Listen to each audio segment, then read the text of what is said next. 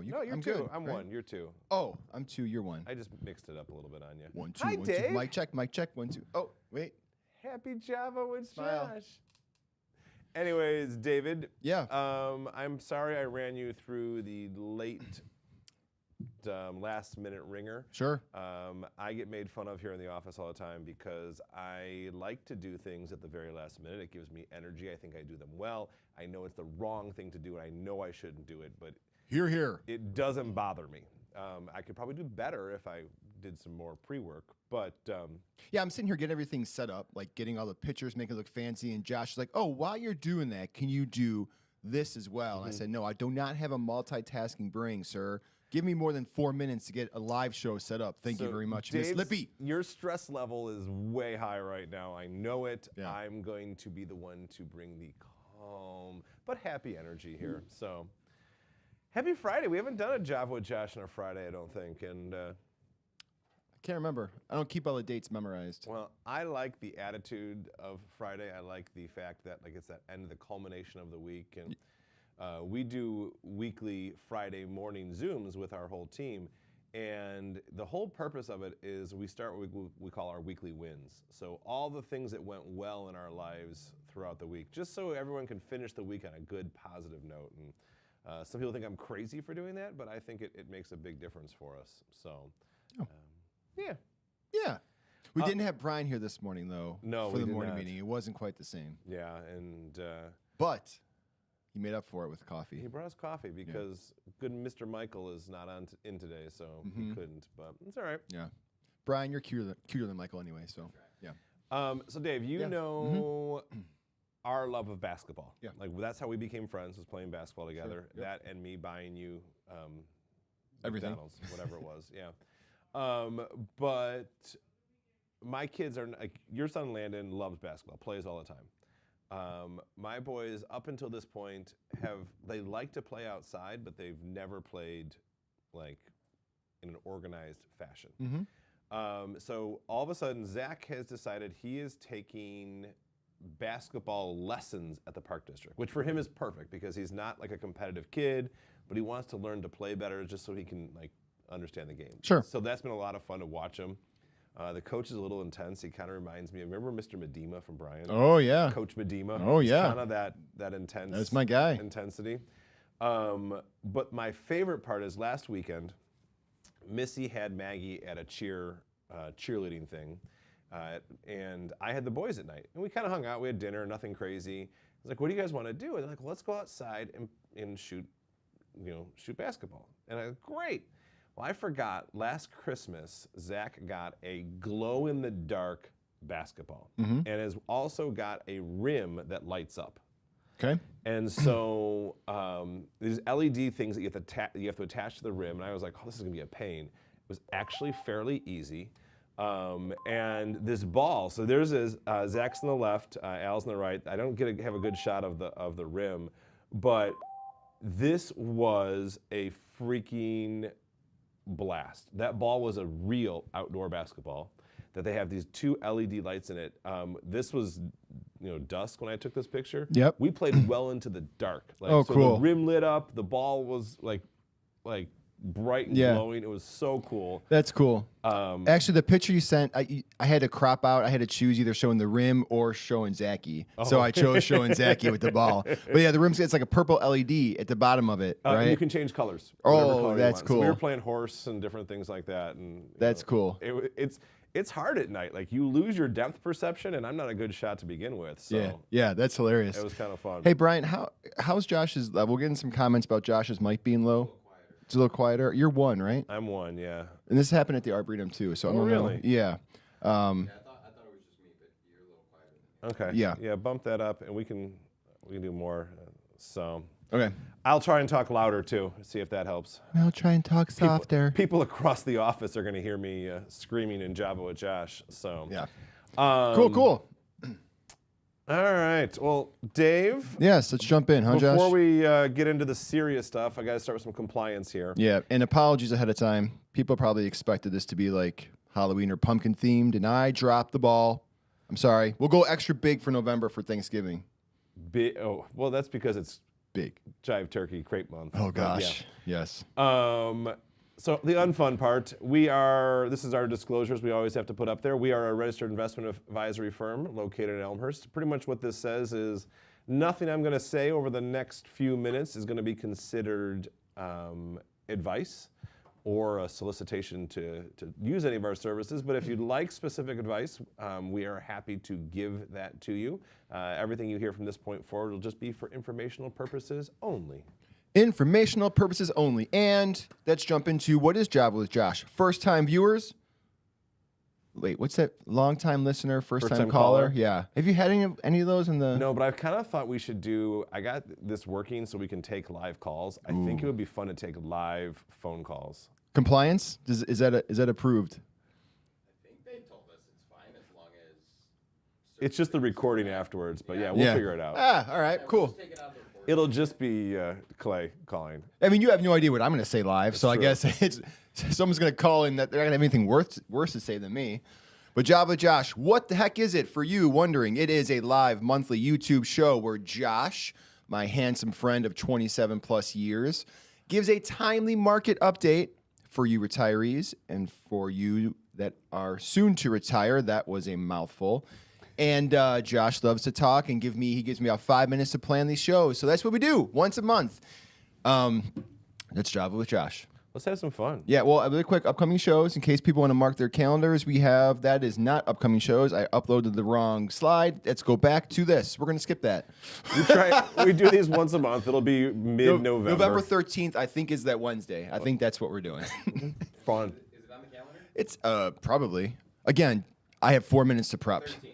November 13th. See? Well, also on, Brian, give me the date, Tuesday, November 11th, we have our next client event coming up. We are debuting the movie that I am honored, thank you, November 12th, it's a Tuesday night. I am honored to be the executive producer of the Psychology of Retirement movie. It's a documentary watching the couples and families go through the whole retirement process. It is a great, great movie. We're going to have it for clients available on, again, November 12th. It's going to be at the Yorktown movie theaters. I hope if you're a client, you can join us. If you're not a client, we'll also have spaces available for you guys as well. So I look forward to that. You'll get more information in your emails there. You serving beer? Popcorn? It is one of those theaters that they come to your seat and take your order. Yeah. So we'll figure something out. All right, cool. Awesome. All right, Josh, what are we talking about today, buddy? Well, today's a little different. In fact, before we get into that, I want to talk a little bit more about our mission statement, giving you the confidence to make retirement the best part of your life. Let me pull it up really quick because, again, there it is. Fall themed. You put a lot of effort into that. You really wanted that one in there. I just didn't have a button on here, but yeah, here we go. Giving you the confidence to make retirement the best part of your life. This is the part of your life that you look forward to. This is the part of your life that you've been putting things off until, and it should be the best part of your life. And something that we like to do here is if we can give you some sort of confidence that you go out and make it the best part of your life, that's what we really try to do. Now, what we're going to talk about today, Dave, you said timely market updates. Yes. And I've always wanted these to be timely because we do shoot a lot of videos. We do a lot of stuff that isn't timely. It's more evergreen. Today is timely, but we're not going to talk too much about the market today. We're actually going to talk about something else that impacts retirees. And I left the pencil that I need way over here, so give me 2 seconds. It's just me on the screen by myself. It's the Dave Show. No, I guess not. No. No. Could be. I mean, I know. But I wanted to mention something here, and we're going to spend some time going through a different part of the Own Your Retirement planning process than we normally go through. Today we're going to spend some time going through the tax portion of it. Now, when we talk about giving you the confidence to make retirement the best part of your life, this is our Own Your Retirement planning process as a whole. And there are 5 areas that have to be addressed, and you can't address them separately. We have to address where your income is going to come from. We have to address your investments. That's what we normally talk about on these. But taxes also play a major role in what's happening. Healthcare, long-term care, that has to be addressed, as well as your legacy. Otherwise, if you don't take control and ownership of those things, pretty much everything else can kind of fall apart. So this is what our specialty and focus is in. Now, what we're going to spend pretty much the rest of Java with Josh talking about is the tax portion, and specifically year-end tax planning. Today is October 12th, I believe, October 11th.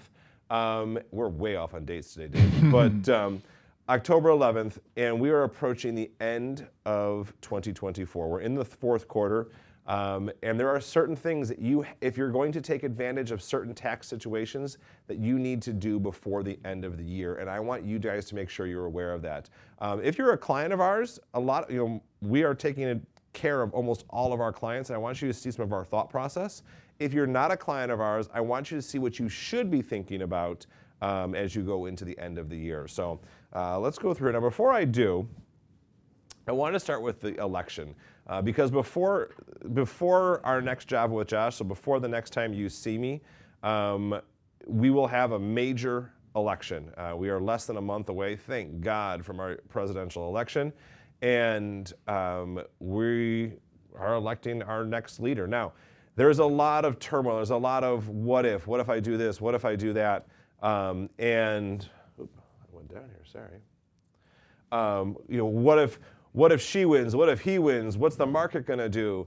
And I want to point out something here, that there's a lot of volatility that could occur on either way. But what this graph is showing you is these are our presidents back from 1926. So pretty much before the Great Depression all the way through. And what this is showing is it doesn't really matter who our president is. Our market has been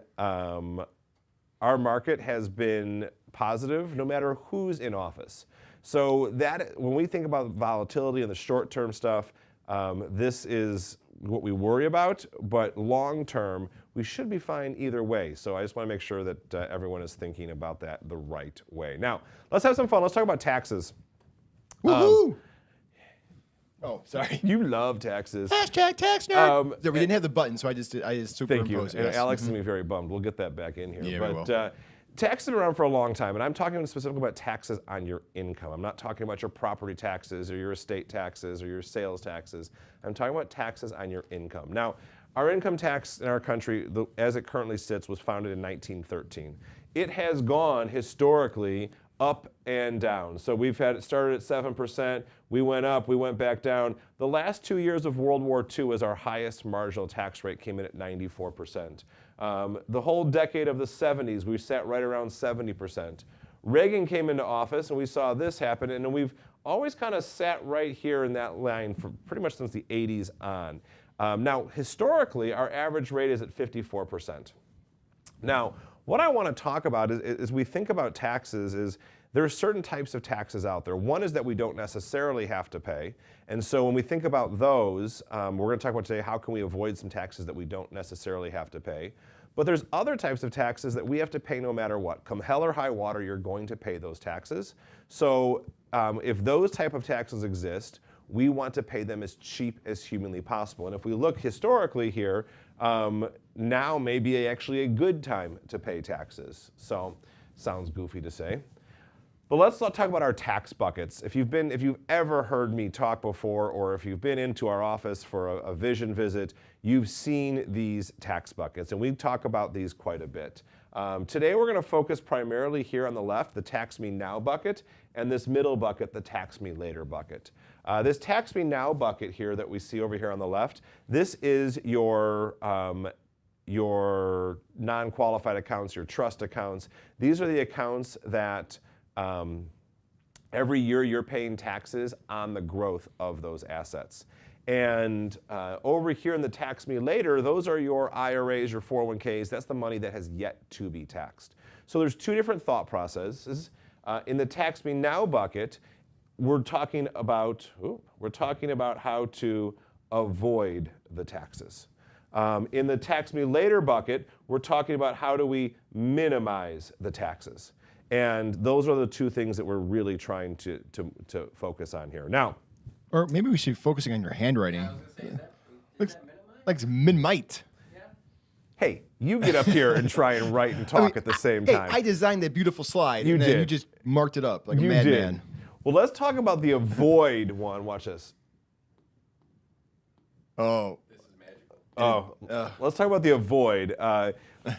This is people have a lot of money in that. People who do have a lot of money in that first tax me now bucket, they have something that nobody else has. They have the wonderful, feared what we call tax drag. womp, Womp, womp, womp. What that means is that the growth of those assets is actually being dragged down by the taxes you have to pay on that money. So let me give you an example. We've seen a lot of people put some money into CDs recently. People get really excited because they're getting 5% plus on CDs. Now, I always tell people, you put money into a CD. So let's say you put $100,000 into a CD and you get 5%, you just earned $5,000 in that year, but you didn't actually get 5%. Because what happened is that $5,000 becomes taxable to you. And so if you're in the 20% taxes between federal and state, 20% of $5,000 is $1,000. So you didn't actually get $5,000, you only got $4,000. And that $1,000 difference is what we call tax drag. And if that happens year after year after year after year, that compounding can really make a big difference. And so what this is showing here is the growth of an asset with tax drag and without it. So this blue line that you see up here, this blue one at the top, this is a truly tax-deferred vehicle. This is $500,000, and it earns 7.5% a year. And what it's showing here is the growth of it over a 20-year time period. It would grow to $2.12 million. But if we just had a 1% tax drag, meaning the tax is dragging it down by 1%, that same investment, we'd have 1.76. So we're almost $250,000 less.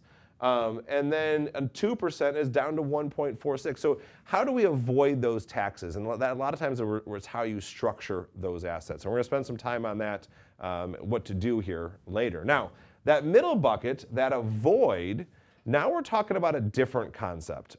This is how do we take advantage, this is that year-end planning right now, of where you sit today. And this is a, don't worry, I'm going to zoom in here. I'll show you what's important if you're looking at this. But I want you to understand the way we look at that middle bucket is we want to know where you sit today. So this is a tax analysis that we do for anyone that we look at your tax return. And this is, we say, okay, where are you at right now? If we did nothing else, where are we at? So this is a hypothetical one. So let's say your income between Social Security and IRA distributions is $67,000. You've got standard deductions of $30,000. So your total tax right now is $747. That's pretty darn cheap. You're married filing jointly. You're in the 12% marginal bracket, but your average rate is 1.1%. This is kind of cool. Now, what we look at here is, should we add more income? Should we add more income? Should we take income away? And the way we take income away is with deductions. And how do we do that? Well, the first thing we look at is we look at, okay, here's your marginal tax bracket. At $36,000 of taxable income, so that's, again, taxable income is income minus deductions. At $36,000 of taxable income, you would sit very close, right in the middle of the 12% bracket. Well, I will argue 12% is dirt cheap. So maybe in this situation, we actually want to take your income up higher to take advantage of that 12% bracket. But we also want to look further, because maybe if you're young and you're not of RMD age yet, we want to look out into the future. And maybe your RMDs are going to put you in the 22 or 25% bracket, or as tax rates go higher in the future. Maybe we want to take advantage of these 22 or 24% brackets as they come into play. The other side we want to look at, though, is we can't just think about that. We have to think about Medicare, because your income, as it gets higher, we don't just pay more in taxes, we also can pay more in Medicare. So for a married couple, right up until you have about $200,000 of total income, you don't pay anything additional for Medicare. You just pay the base cost. But once you go above that, the amount that they charge you for Medicare Part B and Part D can go up drastically, where the fact if we don't take it into consideration, you very easily could be well over $500 per month per person extra for Medicare. So this is a big deal that we want to think about. So what do we do? How do we think about this for year end? Well, the first thing we say is, let's look at your IRAs. So let's look at your IRAs, because one of our requirements is what we call required minimum distributions. By the way, Dave, do you like these graphics on here? No. They're awful. Nope. PowerPoint has this automated thing where they have this designer that comes in. Yeah. And this is the graphics that the PowerPoint designer AI did for me. So I don't know why required minimum distributions has a truck. Yeah. And I also don't know why QCD is a bullseye, but I've done this for every slide coming forward, so get excited. It's a good thing that I have some job security, because AI is not everything it's cracked up to be. The first thing we look at is required minimum distributions. If you are over age 73 right now, you are required to take money out of your IRAs, and if you're not working, your 401ks. Now, if you don't take them, there is a big penalty, a 25% penalty. So we want to make sure you've taken it, especially as we get closer to the end of the year. There's a number of times that people will come into us like, I didn't take my RMDs. The other thing we want to look at is if you don't actually need your RMDs to live off of, or if you're charitably inclined, maybe we should look at what we call a qualified charitable distribution, or a QCD. And what that does is a QCD goes directly out of your IRA to the charity. It never comes to your bank account. Now, why does that matter? Why is that important? Because what happens there is, if that occurs, that income never ends up on your tax return. You don't get a deduction for it, but the income never ends up. And there's some additional benefits for that, meaning maybe less of your Social Security is taxed, maybe you're not going to pay higher Medicare IRMA charges like we talked about there. So those QCDs for people who are over 70 and a half can be very valuable tools if you are charitably inclined. Now, the next thing we look at, and Dave, this is the next graphic. Isn't that beautiful? Oh my gosh. Like, look at that beautiful blue random leaf I know. pattern. Why is it big blue? Yeah. This is legit like 1990s peak. This is Microsoft at its best. Oh yeah. Clip art. Yep. Yeah. Anyways, we have something in our office we call tax bracket management. And that's what I talked to you about earlier. We want to look and see, where are we in that tax bracket? Do we have room in the 12% bracket? Do we need to utilize the 24% bracket? You know, always comparing what would you do now versus what would it be like in the future. And for some people, that's really easy to do. For some people, it's difficult. But those are the things that we want to look at. And by tax bracket management, the one big thing we talk about is Roth conversion. So Roth conversion is taking money out of that tax me later bucket and moving it over to the never taxed bucket. And by doing that, we're paying taxes at a given set rate today, and we'll never have to pay taxes on that money again. So there's some true value for a lot of people as you go through that. Now let's look at that first bucket, the tax me now bucket. And these two are my favorites, because we want to talk about tax loss harvesting and donations of highly appreciated stock. I think those are movie tickets. Which one? The stock, the donations of stock. I don't know where it came up with that. It looks like, you know, like Magic the Gathering cards, like total nerd type, like, I don't know. It's awful. Yeah. It's awful. So, Brian, maybe Dave, he people should. don't need to see that as much. I mean, there's nothing Well, really I was there. going to say, maybe you give me more time. I can actually make something nice for you. Okay, there's Well, this. yeah, I do operate that last minute thing. AI is my best I got there. So, Gosh. but let's talk about tax loss harvesting. So, if you have a big portfolio of different investments, and this is not your IRA, so this is only in your non-IRA money, non-401k money, those are paying you dividends and interest and capital gains, and that's creating that tax drag. But you may have a stock that's worth a lot of money and it's grown, and if you sell it, that's when the tax occurs. But if you don't sell it, then you can't really use it. Then it just becomes like a piece of artwork for you. So we want to make that as usable as humanly possible. Now, how do we do that? One way we can do it is what we call tax loss harvesting, because if you have a big set of different investments, like well diversified, like you should, there's not all going to be winners. You're going to have some losers and some winners.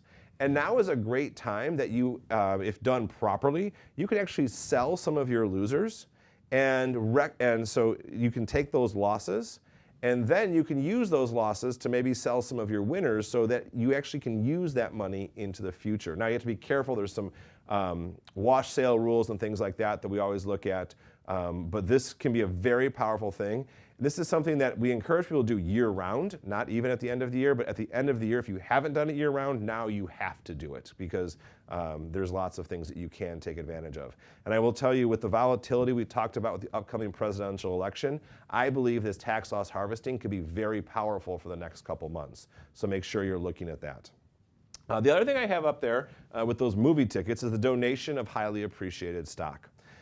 If you are charitable, donating stock that is appreciated in value is one of the best donations you can possibly give.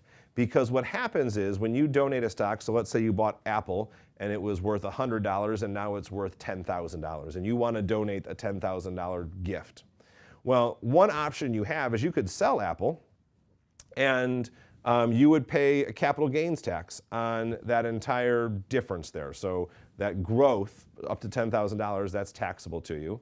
You do get to take the deduction of $10,000, but you have to pay that capital gains tax. But if you just took the stock and donated it directly to the charity, you still get the full $10,000 deduction, but you don't have to pay that capital gains tax. So it's kind of a double whammy of a tax deduction there. So those can be very beneficial to a lot of people as well. Now, finally here, and this is not AI, this is me and all of my graphic design ability right here. Wait, that whole slide is you? That whole, well, not the picture. I had you send me the picture. Yeah, it's not a picture, it's a logo, Josh. A logo. Jeez Louise. Oh, man, it's a rough day to be me. I am getting railroaded here. Now is the time that we want to be proactive versus reactive. The name of our planning process, Own Your Retirement, is because of the fact that you have to be responsible for what happens to your investments. No one else can be. And now is the time to be proactive. If you aren't, a lot of things are going to react and happen to you. Tax rates right now are set to go up at the end of 2025. We don't have a lot of time to take advantage of where we sit right now. This election could have a big impact on what happens in the future, but now is the time, if you're going to do anything, that we want to keep thinking about this. And this is not a one-time thought. This is something we think about every single year, ongoing, pretty much forever and ever, because taxes are those things that everybody hates. And now is a time that you want to make sure you take advantage of it. Deep breath. Have a seat. Whew. Have a seat in the chair, I could use Josh. some coffee. Plus, we got to change the scene up here a little bit. People are getting sick of looking at the same things. Here we go. Yeah. Take a sip. You deserve it. You earned it. You're just going to let me sit there in silence? Is that like, I wanted to get- if this was radio, it'd be dead air sitting there. I want to get the slurp in there. Like our infamous podcast episode where I slurped a coffee. You're so insulted. Any live questions? Let me check. No.